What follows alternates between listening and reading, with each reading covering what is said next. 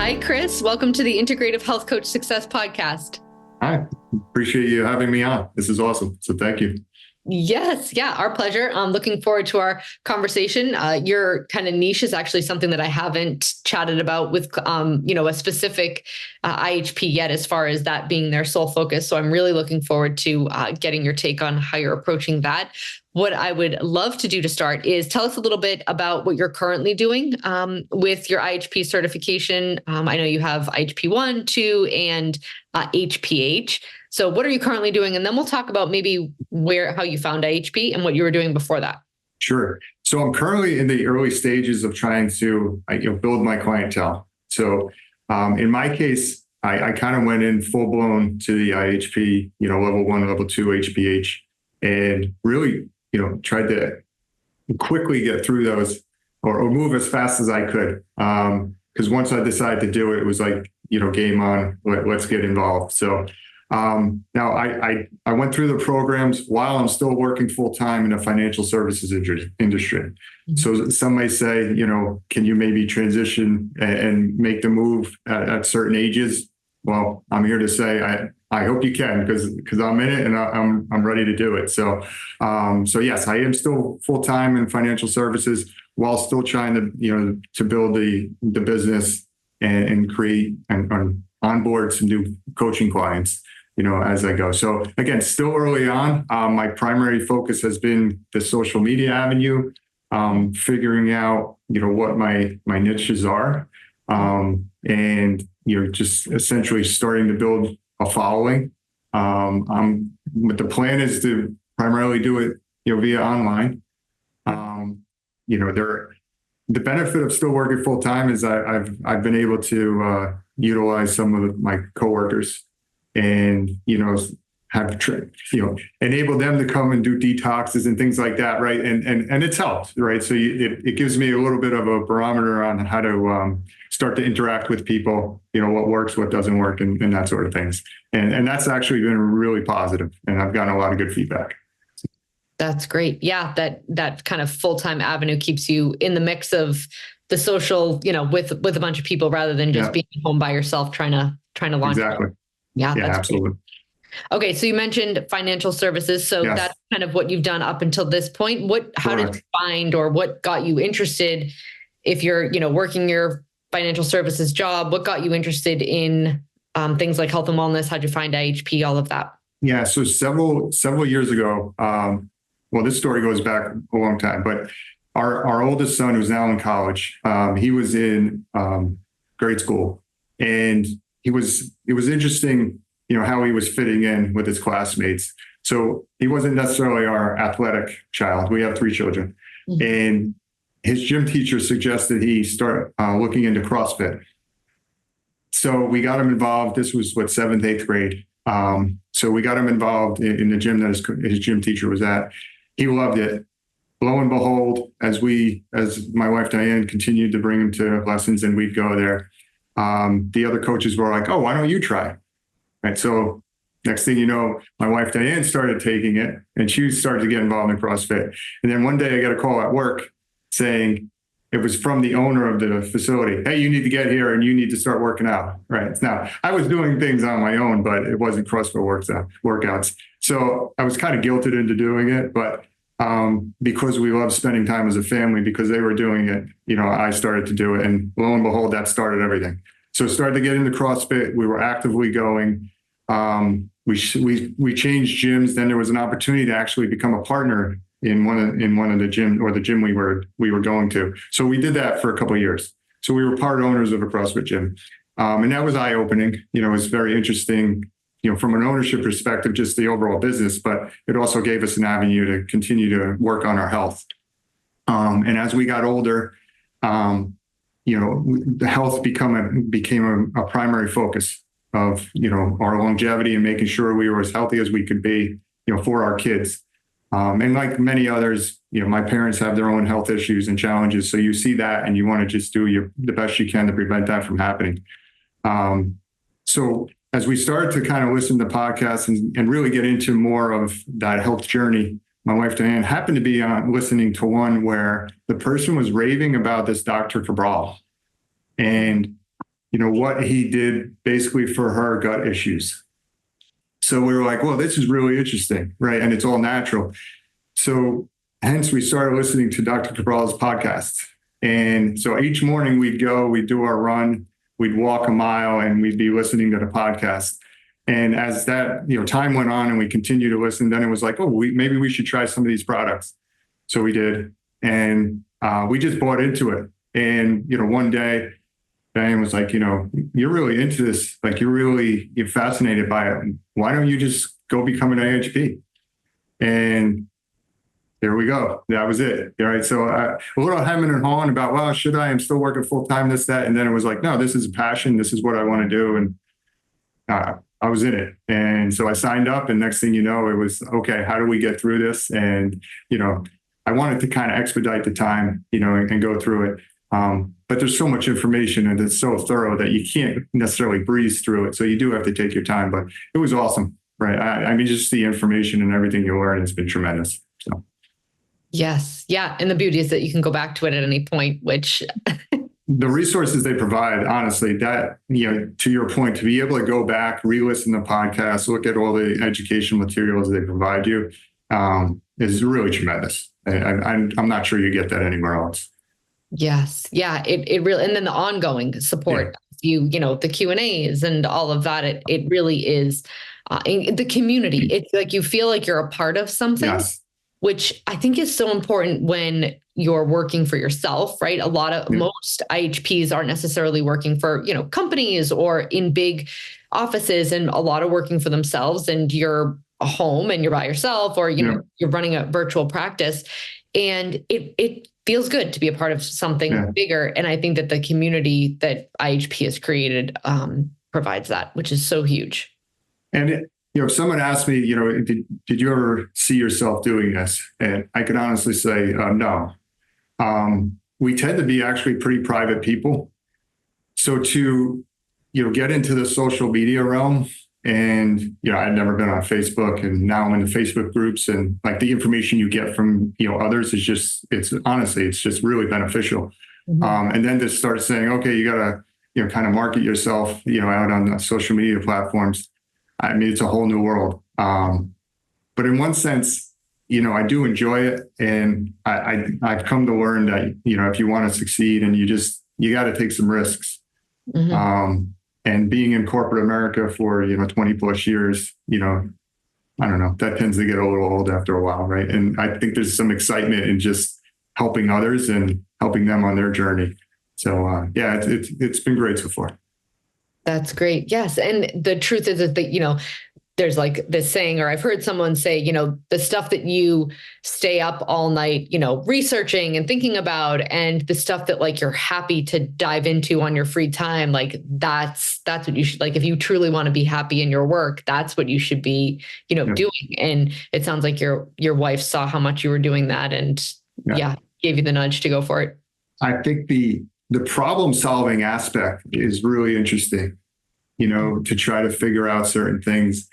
I also, having, again, a history of family, challenges from a health perspective, I think it's eye-opening too, because you kind of get tunnel vision as to, or you're put in this, like, hey, this is the way you're supposed to think about things, in medicine and health. And, as I've learned, and I think others have learned, that's just not like accurate. There's prevention is so important, and there's so many things you could be doing. And what's awesome now is just, our kids have seen what we're doing, and now they're focused on it too, just from a perspective of even eating healthy, which is awesome to see, right? Because, now you can help this, hopefully prepare them for just, a long, healthy life, so. Yes. Good. Yeah. And setting them up for not having to deal with certain challenges, because just their choices are preventing things from manifesting. Yeah. I think, they always say they're watching what we do, not necessarily listening to what we say, but always watching what we do. And best way to lead is by example, for sure. Yeah. All right. What I would love to chat about next is kind of your passion as far as like your niche is concerned, which before we started recording, you kind of mentioned was more of that metabolic syndrome. It is. tell us a little bit about maybe why that's your focus and kind of what you find to be, most impactful as far as addressing those things with clients. Yeah, I think so. It is metabolic, syndrome or metabolic health, I would say. And how I would define that is, type 2 diabetes, it's, high blood pressure, high cholesterol. And there's a couple of reasons for that. One, my own personal journey, having quote unquote had high blood pressure since I was a child. And having been on medication for that, been on medication for cholesterol, like so many others. And you're just kind of, being said, oh, take this, right? Without any, when I look back, explanation, without any sort of alternatives outside of the traditional, limit your salt, and so when I look back, I'm like, there was just so much other information I could have had and so many other things I could have done. So there's a personal aspect of it. And then the second piece is really the impact it's had on my family. Just the family history of heart issues, heart disease, and diabetes, both. And when you take a step back and you're like, a lot of this could be prevented, based on just changes you make to your diet, your lifestyle, getting good sleep, reducing stress, those types of things. It's truly a passion, for me. So that's how that's my primary focus. Now, obviously everything can kind of stem off of that. And, we all know that there's root causes for everything, and whether that's your gut or, mineral imbalances, and et cetera. But that's the primary focus. And the goal, really two goals from my perspective. One is to work with clients who, hopefully we can prevent things with those changes to lifestyle and diet and those sorts of things. And then in some cases, hopefully reverse them, with, people who are already having, type 2 diabetes or dealing with blood sugar, dysregulation and those types of things. Because, going through the program and the IHP and the certifications and even HPH, there's so many things you can be doing, as we all know, to prevent these things and then, or even deal with them, currently. And I'm not the scary part or concerning part is a lot of these are kind of silent. And, as I've seen just personally, you feel great. And then all of a sudden you go and you get a certain test and you're like, I had no idea, right? Because you weren't necessarily, having any outward signs. So, having that information and that knowledge beforehand to just, make those changes and I think is just beneficial, and not everyone's focused on that. Yes. Yeah. And I think like you made a great point where, so many people just like, they think that like, this is the lane of health, right? We've been conditioned, whether it's through, TV or media or what have you, to believe that like the medical industry is what keeps us not sick. But the truth is it's just sick care and it's not health care. And like when you look at when you look at health from the lens of prevention, it's everything. That's where it shifts versus like, how do I cover up this symptom, right? Which is even what like blood pressure medicine does, right? Yeah. Let's face it, it's fixing the issue, but it's not addressing the root cause. I actually just had a close acquaintance tell me that he was like, "What? Like, do you have any idea like what causes high blood pressure?" He didn't really know what I did, but I was talking at one of my kids' sporting events, and he said, "I actually asked my doctor, like, why do I have this?" And he said, "Well, it's idiopathic, which means that like we don't actually know what causes it." And he said, "But so if you don't know what causes it, then like what does the medication do?" And the doctor's response to him was, "It looks like someone found the internet." He was like, I was so taken back. He was like, because he assumed that I like, and this guy actually wasn't like going down like a Google rabbit hole. He was genuinely curious. And the conventional world can like stifle that curiosity. Like they're not curious. They don't want you to be curious. They just want you to do the thing, right? Stay in that lane and keep going. But I think people are understanding that there's other options out there now, and people are getting curious. This guy does not have a health background. He doesn't really eat healthy. And he was getting curious about like, what the heck? Like, how come some people don't have this and some people do? No, it's amazing. I had two instances in my doctorate that I still always recall. One was, and I was on blood pressure meds and I had arrhythmias from early on. So I'd go through episodes. So I was on this medication, and on one appointment, he just made the comment of, yeah, I'm not quite sure what the long-term impact of being on this medication is. And I left going, wait, hold on. Wait, that doesn't sound right. Right. So that was kind of the light bulb effect. And then the second was, I didn't even change doctors. And, the age old, well, it's poor genetics. Yeah. It's like, okay, well, I'm sure that's a factor, but that can't be the only factor, right? So to your point, if you actually question your doctors and, ask them legitimate, inquiries, I'm not sure you always get the right answer. And I'm not sure it's their fault necessarily. What I've come to learn is they don't spend an awful lot of time on the nutrition side of things, and diet and that sort of medical school. So, it is interesting. And it just leads me down the path of, you have to be more proactive with your own health, and ask those questions.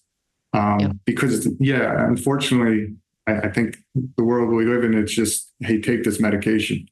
And to what you had said, you're masking the issue, not necessarily figuring out what's causing it and going after that. So it's been really eye-opening. And my hope is to work with clients in, that early enough where there's asking those questions where it's not too late per se. Yes. Yeah. And I think the whole, empowering someone to take their health into their own hands, right? Whether they're 30 or whether they're 55 is like really the name of the game, because then they feel like they can have an active role in the decisions that they're making. I think a lot of people can just think like, I got handed a bad deck, bad hand of cards, and like, this is just what I have to deal with. But in so many instances, it doesn't have to be the case. And they spend so much time suffering in a system, like you said, that actually it's not really their fault. They've been educated a certain way. They've been, trained a certain way, and they're just doing what they know, just like we're doing what we know. And it's really just a matter of the system that they're working under. And I'm sure there's a lot of people that can, understand what I'm about to say. But, when I do talk to my parents who are, in their 80s, their day out is basically going to another doctor. Mm-hmm. I'll talk to my mom, and it's like, oh, I have like 10 doctors, and it doesn't have to be that way. And I certainly, wouldn't want to get to that position, nor would I want anyone else, at that time. Hopefully you're healthy, you're moving around, and you're enjoying life. So it's definitely interesting. Absolutely. Yes. Are you kind of fascinated by and kind of bringing to clients the information of how like that whole insulin, blood pressure, cholesterol, the relationship between the three? I mean, because I think like just because of the food that most people are eating in, standard American diet, right? Is creating insulin resistance. That's creating high blood pressure, right? We know that insulin resistance plays into potassium, and that depletes, and high blood pressure can be a result of that, and cholesterol. That like it's rare to see one without the others these days. Oh, it's fascinating, the link, right, and the correlation, amongst the three. And I think, from my perspective, cholesterol gets the headlines a lot. And I'm not saying that's wrong, at all. Because I also think there's, it's interesting. It's a really touchy topic when you come to cholesterol, because there's like two sides and they're really passionate about both. Some will say cholesterol doesn't matter at all. Some would say, no, you have to be, on a statin or whatever to lower it. My personal belief is it's somewhere in between. And I think it's very, it's based on each individual. I don't think we can make blanket statements. But the insulin sensitivity and resistance, I just don't think is as well known.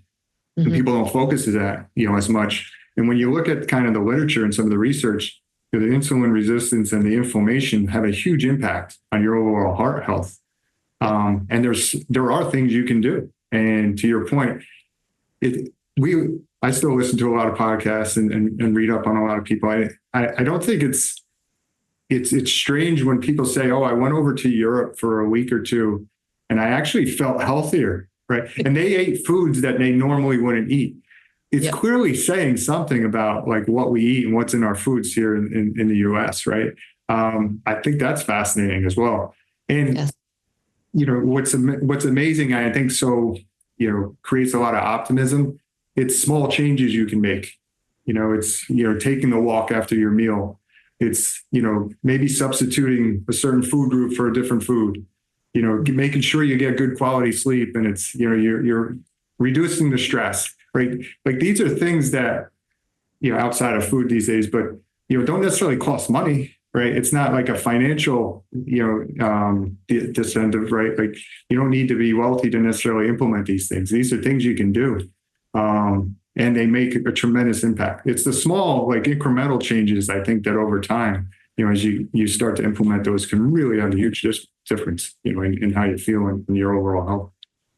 Yes, I could not agree more. And I think because if it goes back to biologically how our bodies were meant to, so our bodies didn't, thousands and thousands of years ago need a zinc supplement necessarily, but our bodies always needed sleep. Our bodies always needed movement. Our bodies always needed sunlight. Our bodies always needed the lower stress, right? And only periods of short bursts of intermittent stress. And if you can really like go back to the foundations of like biologically what we were how we were designed to function optimally, and you empower a client to do those things, right? Like walking after a meal, which you mentioned. Yeah. It is like, it's the most impactful, easiest, like beneficial. It has tons of benefit. Yeah. It lowers your glucose, right? It helps your digestion. There's so many, and just getting somebody to buy into that 10 minutes twice a day can be huge. Protein forward meals to balance blood sugar, right? Like at the beginning of the day, I always say you have to eat anyway. You're going to eat.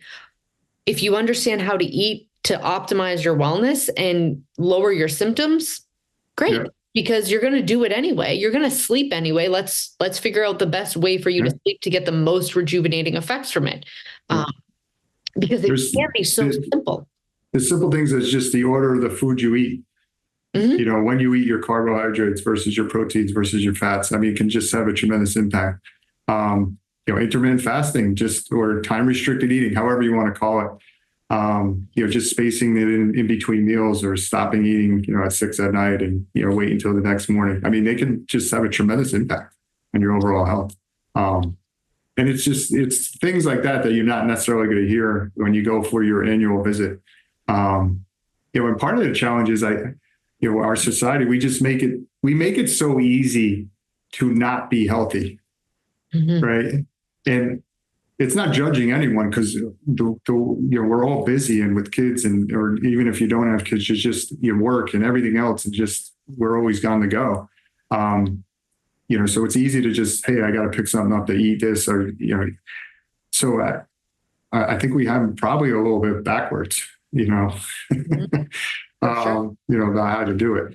Well, I'm here to say though, you can do it, right? Mm-hmm. Even as busy as you think you may be, you can do it. It might take a little bit of, extra effort to maybe meal prep, or, focus on having, I'll give you an example. Somebody I was working with, she was on some medications. She was having some issues. I was like, why don't you just start your day with a smoothie, right? Instead of like, a coffee. Because you kind of wake up dehydrated anyway, and it had a world of difference. It made a world of difference. I mean, she started on the DNS, throwing some fruit in there and et cetera, but just having a smoothie was like a huge change, for her. She ultimately did the detox, and that was tremendous benefit for her.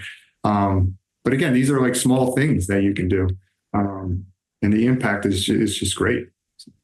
Yes. And they beautifully build off of each other, right? Yes. Like, and oftentimes something like, start your day with a smoothie, right? Like, okay, now you're giving them tons of nutrients. You're giving them hydration. You're stabilizing their blood sugar.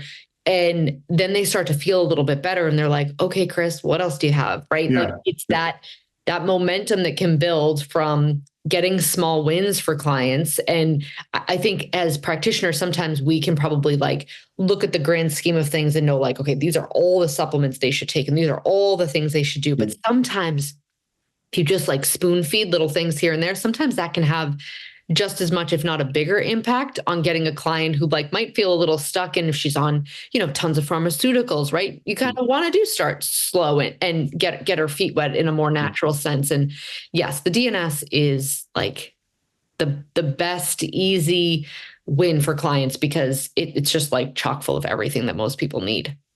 Yeah, it has everything. And that's the thing. again, there's simple steps you can take, and it doesn't necessarily involve, oh, I need to be on all these different supplements. And that's what I love about the whole distress protocol, right? I mean, there's so many facets to it, that you can focus on one or two. And I think people get overwhelmed a little bit, or, they're conditioned. We're all conditioned for a quick fix.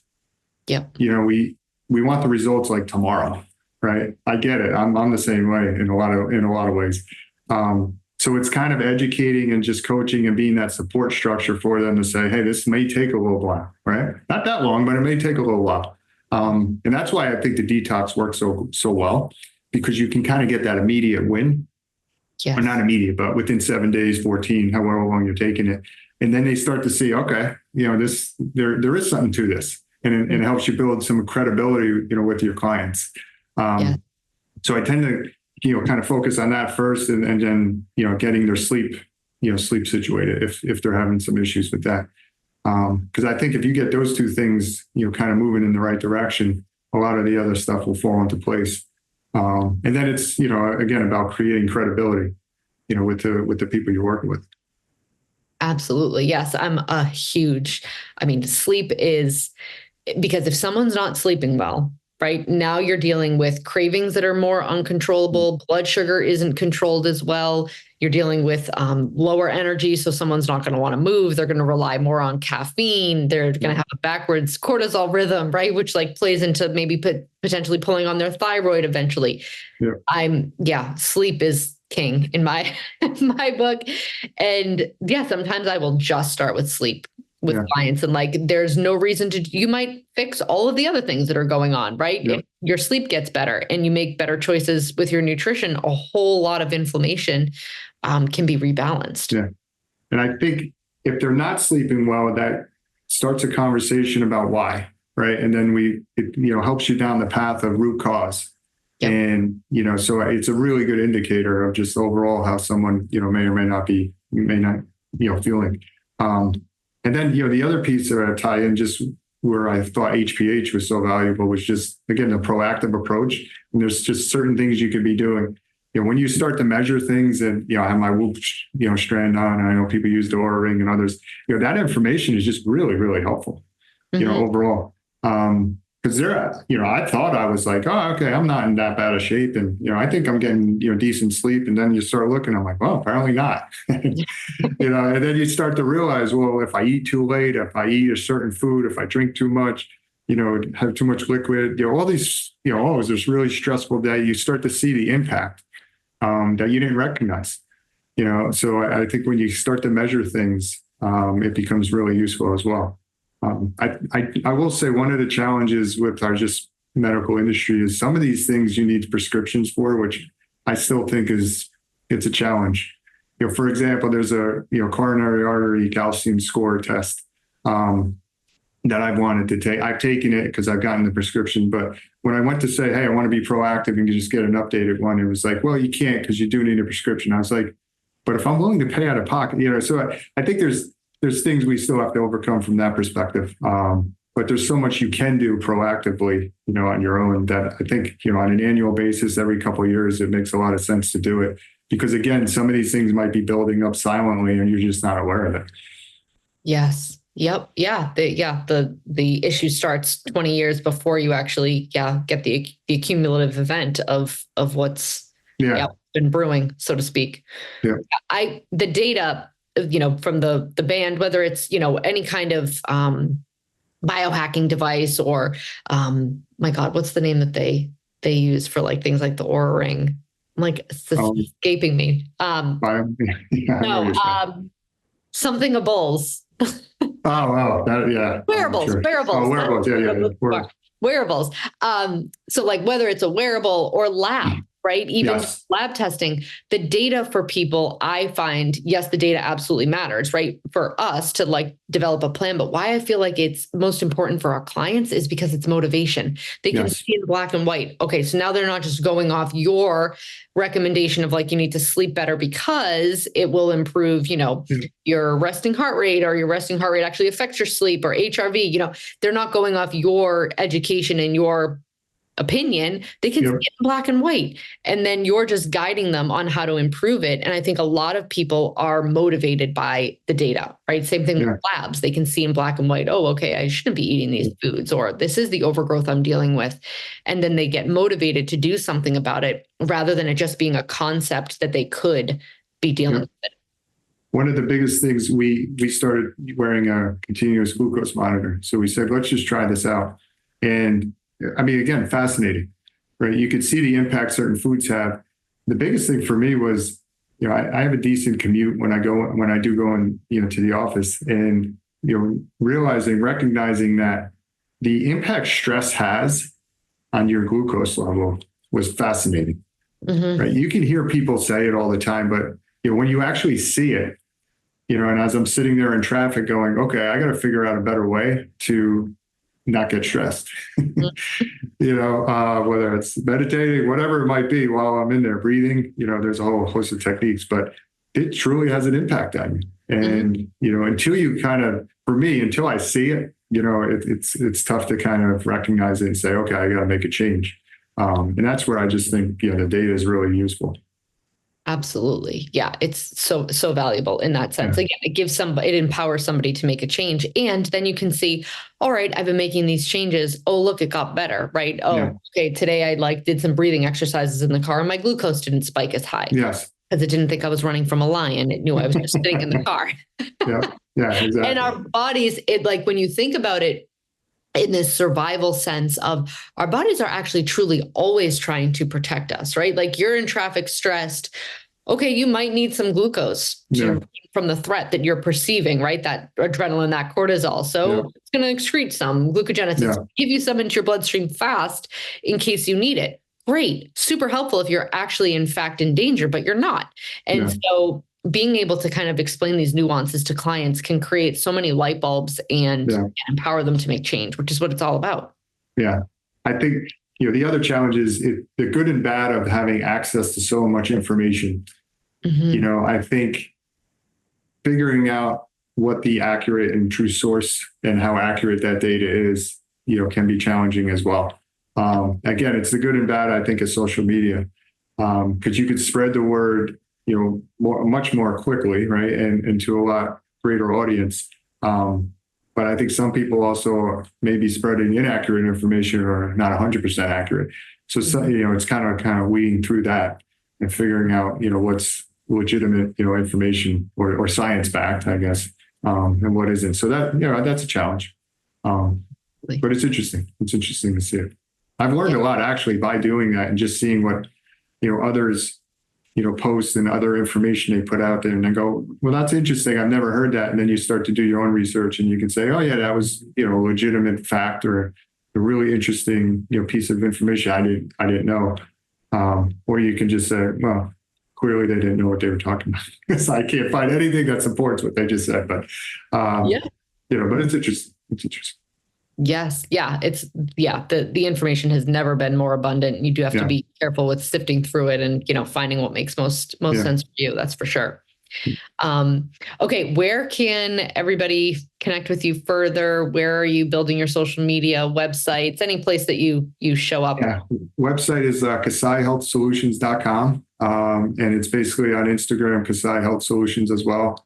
And then on YouTube, Kassai Health Solutions. And then Facebook is just Chris Kassai. So I'm more active on Instagram and YouTube at this point, at least just with posting reels and that sort of thing. And then the email is info@KassaiHealthSolutions.com. So that's great. Yeah. Thank you so much for being a guest on the Integrative Health Coach Success Podcast. I really enjoyed our interview, and thank you so much for sharing everything that you did with our listeners. Yeah, thank you very much. Appreciate it. Really appreciate the opportunity. My pleasure. We'll be in touch soon, Chris. All right. Thank you very much. Bye-bye. Bye.